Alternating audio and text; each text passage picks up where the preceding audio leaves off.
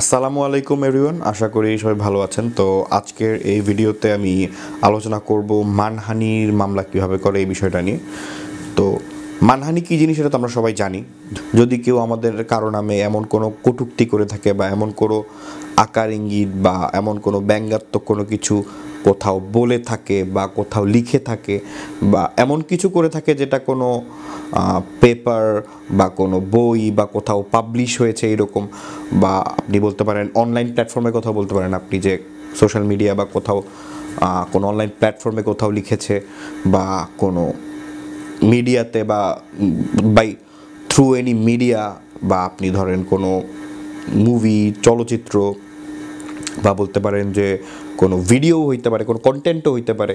So by anyway যে কোনোভাবে যদি কোনো ব্যক্তি অন্য আরেকজন ব্যক্তির নামে মানহানিকর কোনো কিছু পাবলিশ করে থাকে বা প্রকাশ করে থাকে, সেক্ষেত্রে তার কী শাস্তি হবে এবং মামলা কী করবে।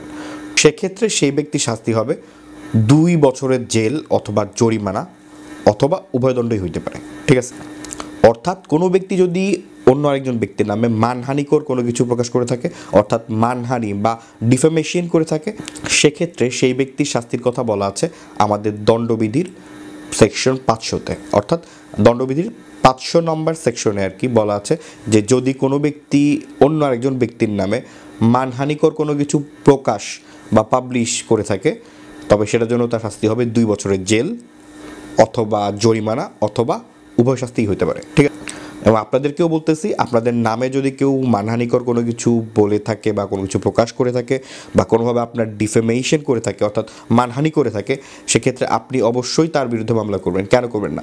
ছাড় তো দেওয়া যাবে না, তাই না? সো আপনাকেও মামলা করতে হবে, আপনি মামলা করবেন। ঠিক আছে, এবং আপনি মামলা কোন ধারায় করবেন? দণ্ডবিধির 500 নং ধারাতে মামলা করবেন।